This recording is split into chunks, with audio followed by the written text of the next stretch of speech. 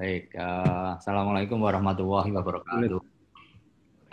Waalaikumsalam warahmatullahi wabarakatuh. Terima kasih terutama kepada Pak Kus yang uh, memberikan Terus, orang untuk beramal, untuk berbagi. Gitu, ya. amin. Terima kasih juga kepada Mbak Iwus yang tadi sudah mengantarkan. Jadi kalau senior sudah mengantarkan kan berikutnya itu lebih mudah, lebih gampang. Gitu. Karena merasa lebih junior daripada Mbak Iwus. Amin. Oke. Juga salam hormat kepada Ustadz Ubaidillah dan Pak Hermanto Kosasi. Ya. Jadi kalau tawaran pertama yang ingin nanti ada tiga tawaran kalau nggak salah. Tawaran pertama, kedua, dan ketiga dari berbagai perspektif. Kalau perspektif yang tadi sudah disebut oleh Mbak Iwus dengan konsep namanya adalah mau eustress atau distress gitu. Orang lebih banyak cenderung ke distress.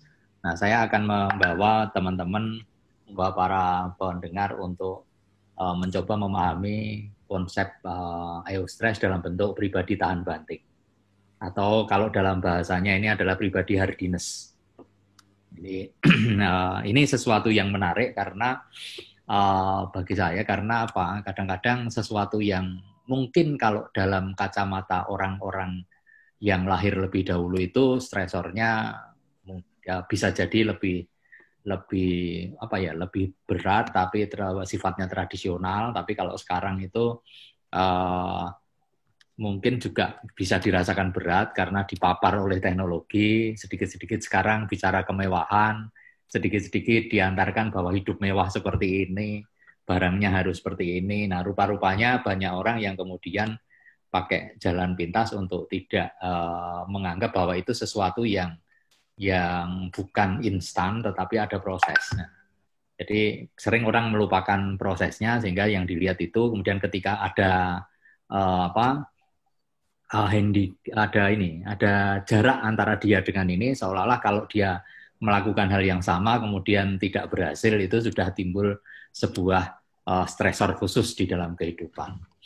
Oke, jalan bahagia bersama stres karena settingnya kerja atau setting kehidupan juga nggak masalah gitu ya. Ini jadi jalan bahagia. Jadi kita mengembangkan pribadi tahan banting atau hardiness. Nah, apa sih pribadi hardiness? Pribadi hardiness itu prinsipnya satu, berani hidup maka berani stres. Jadi kalau teman-teman berani hidup di Jakarta ya harus berani stresnya Jakarta. Gitu. Kalau saya beraninya mungkin hanya di Jogja, sehingga stres Jogja itu tidak complicated dengan stresnya Jakarta. Ya. Tetapi waktu saya dulu pernah hidup di Jakarta, ya saya pikir-pikir, ya stresnya Jakarta memang harus disiasati dengan cara berbeda. Stresnya Jogja itu mensiasat, kalau di sana kan bisa makan dimanapun dengan uang yang cukup gitu ya, itu aja. Itu stres yang luar biasa bagi teman-teman Jakarta. Nah kalau di Jogja itu kadang-kadang stresnya itu melihat orang Jakarta yang berkunjung ke Jogja. Kenapa belanjanya banyak? Kalau kami segini aja cukup. Kalau lihat ini laporan kekayaan masing-masing itu kan saya mikir-mikir ternyata orang Jogja sekaya-kayanya orang Jogja itu tidak sekaya orang Jakarta ternyata gitu ya. Orang Jakarta sudah stres gitu. Kalau kita udah aman-aman saja. Oke, jadi prinsipnya berani hidup maka berani stres. Gitu. Itu mindset yang harus ada di dalam pikiran kita. Jadi karena sebenarnya kenapa begini? Karena Allah Subhanahu Wa Taala nanti ini ranahnya Ustadz Ubaidillah gitu ya. Kalau ranah saya sederhana saja mikirnya, wong kita itu dilahirkan di dunia ini untuk jadi orang yang menata kehidupan, berperan pada kehidupan. Pasti Allah Subhanahu Wa Taala sudah memberi bekal yang luar biasa berupa otak, nurani, dan cara bertindak berdasarkan panduan kehidupan masing-masing. Oke, jadi satu contoh yang kemarin terjadi pada kehidupan kami gitu ya. Nah ini mungkin Mbak Iwus tertantang segera menikahkan karena biar punya cucu gitu kan.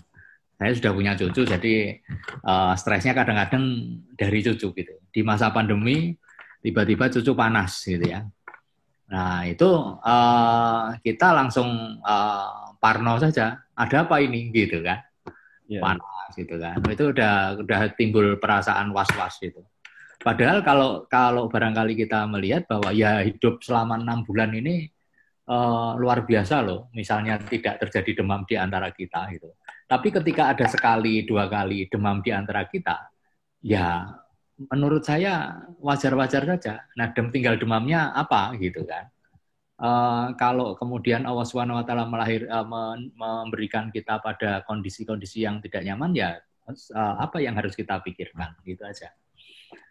Cuma sekarang begitu ada demam itu sudah timbul stres yang luar biasa bagi orang. Saya kemarin waktu di temperatur oleh masjid itu, waktu ke masjid, itu tiba-tiba di sana munculnya 37,2. Gitu. Wah, nah, saya terus mikir, yang benar nih Pak, gitu kan. Di rumah saya 36,5 gitu kan. Oh.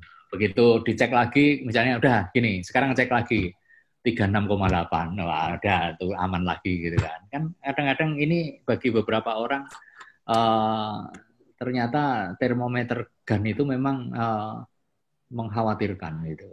Atau jangan-jangan nggak usah diukur aja biar nggak terjadi stres gitu. Ya tidak begitu. Oke. Saya rasa ini sudah tadi muncul di paparannya Mbak Iwos. Jadi sebenarnya bahwa ini respon psikologis jadi dan fisiologis yang berlebihan dan kadang tidak menyenangkan gitu. Karena ada tekanan, ada ketegangan yang dirasakan pada situasi baru. Ya, sebenarnya stres itu biasa kalau dalam kajian di ilmunya Mbak Iwus gitu ya, saya cuma ngikut ilmunya Mbak Iwus, itu ya setiap tahapan itu akan memunculkan stres tersendiri. Kayak kemarin punya cucu itu bahagia tapi juga stres juga gitu. Jadi siap-siap Mbak Iwus ya. Nah, bagaimana mengelola? Jadi ada 3 ranah. Jadi managing people, managing work, managing self gitu kan. Saya akan mulai managing self. Jadi ini contoh managing self. Jadi positive thinking, optimism gitu ya. Sepanjang kita sudah menjaga, sepanjang kita melakukan prosedur protokol yang sudah ditetapkan, kemudian kita benar-benar mengatur pola hidup kita, ya kita jalani saja. Dalam arti ketika takdir menentukan kita berkata lain, ya kita harus berusaha untuk selalu optimis bahwa itu adalah kalau dalam bahasanya Pak Ustadz itu adalah sebuah mungkin bukan ujian tetapi pelepas dosa-dosa kita gitu. Jadi proses ini yang barangkali sangat unik di Indonesia karena dengan pola pikir optimis yang orang mengatakan pasrah gitu ya. Pasrah atau dalam bahasa agamanya konsepnya itu tawakal gitu ya. Nanti saya rasa akan dijelaskan oleh ini. Ini kan sesuatu yang tidak pernah dimiliki oleh konsep teman-teman dari luar gitu. Nah ini contoh kecil managing self yang saya rasakan bagaimana sih positive thinking. Jadi suatu hari kami ini kan tukang dolan gitu ya, tukang dolan itu sama istri tukang dolan. Suatu saat kami bertuju, saya, istri dan beberapa kawan itu mendapatkan kejadian di sebuah kota di Madrid itu dicopet 300 euro dan 200 dolar gitu. Nah, yang dicopet ini ada seorang yang dicopet ini kita perhatikan, kita kan sedih nih yang lain. Kok bisa ya gitu? Salah kita bertuju kok tidak menjaga gitu. Itu saling menyalahkan diri masing-masing. Nah, yang dicopet ini malah tenang-tenang saja. Katanya gini, loh kita kesini ini kan untuk dolan, untuk berbahagia, untuk menikmati. Tapi kenapa kemudian kita diganggu oleh copet yang kemudian itu merubah suasana menjadi tidak menyenangkan gitu. Ya udah, nikmati saja karena takdirnya kita hari ini dicopet orang gitu. Terus gimana kelanjutannya? Kata dengan uangmu. Kan gampang katanya. Kan masih ada 6 orang lain yang punya uang katanya. Nah, kita kan bisa share gitu.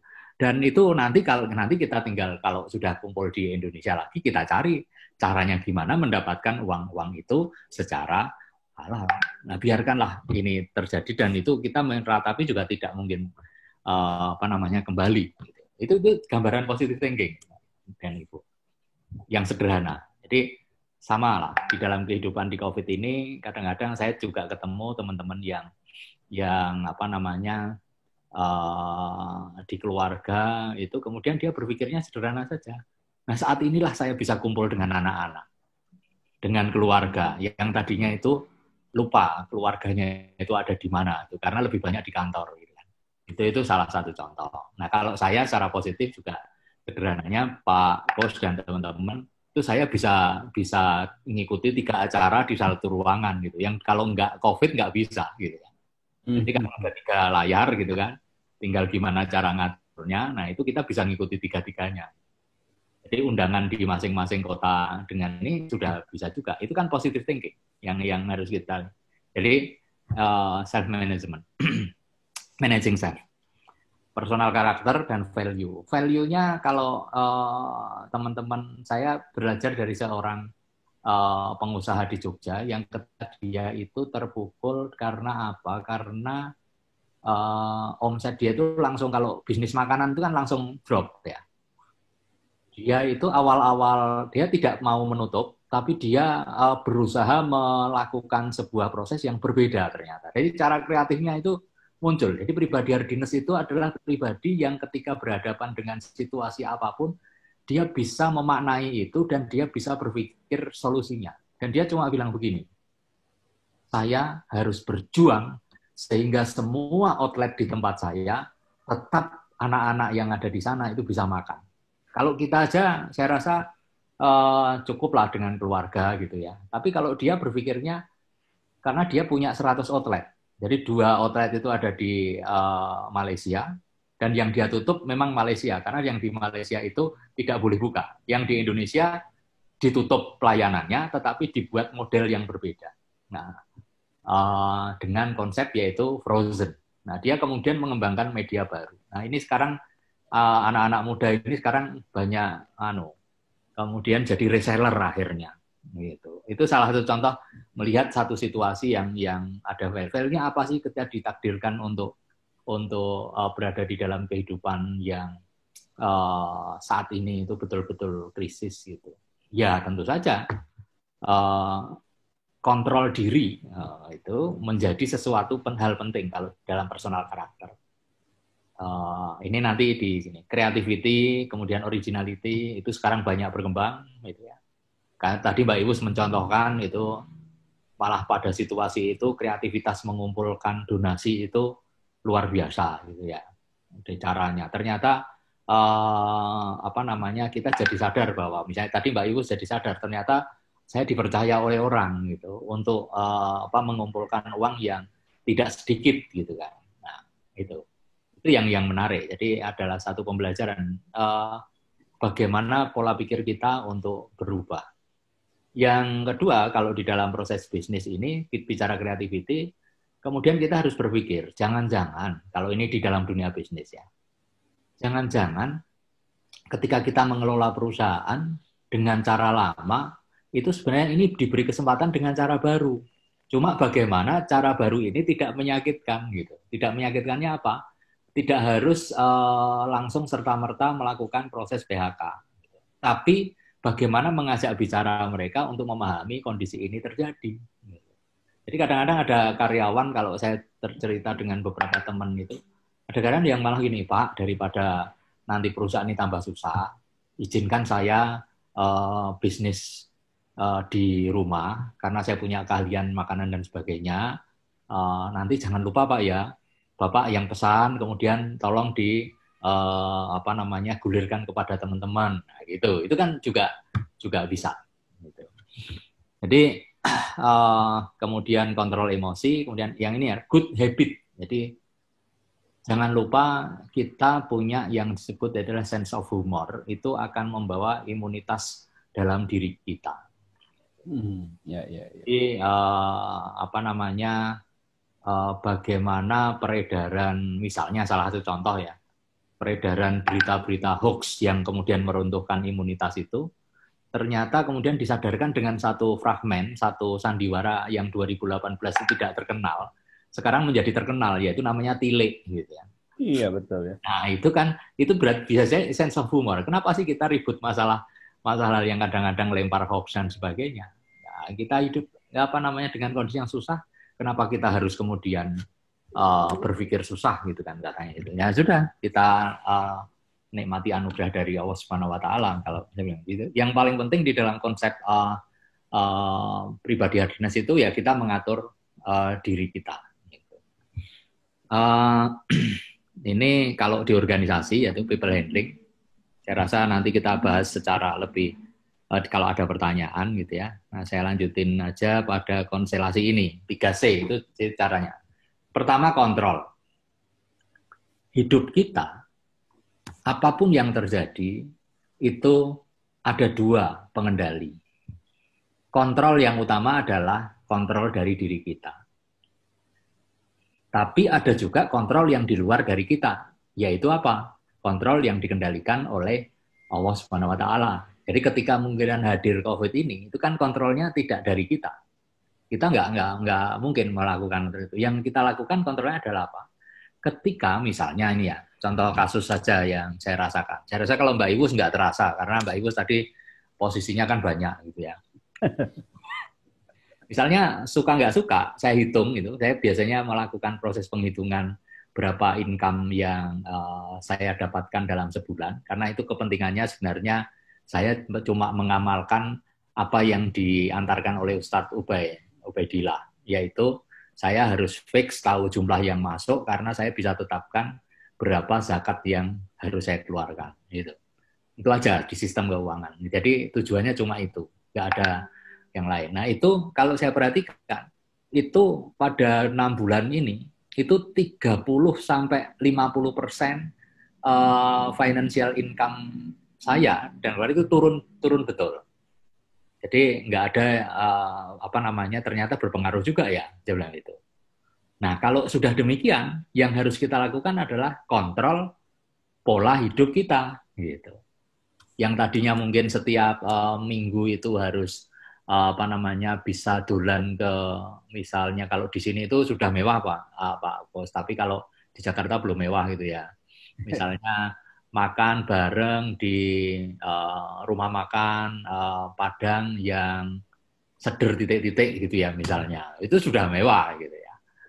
Nah gitu misalnya. Atau di PH gitu kan udah mewah gitu bagi kami. Nah itu ya mungkin polanya diganti gitu kan. Polanya diganti. Yang saya lihat misalnya kontrol yang terjadi di sebuah perusahaan multinasional di makanan juga begitu. Saya mikir-mikir di jalan-jalan ini kenapa ya kok ada outlet-outlet dengan sepeda motor, karyawan-karyawan dari perusahaan makanan itu ada di tempat-tempat sekitar kampung-kampung ya. Kayak dia milih kampungnya.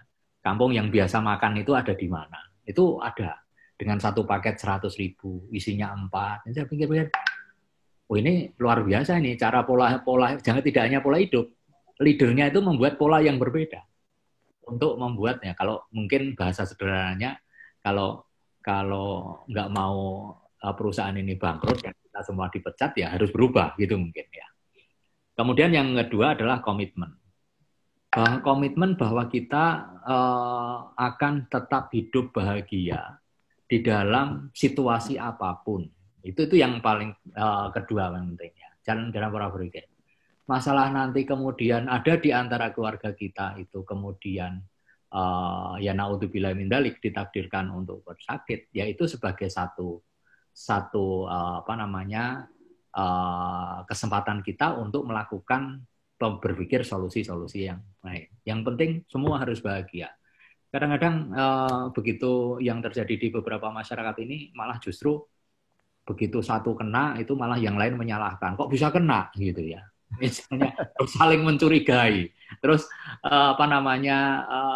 wong sudah susah malah tambah susah gitu ya. Ya. Repot lagi kalau nanti dah yang dapat ini pembagian waris nggak dapat. Nah itu kan jadi repot semua nanti.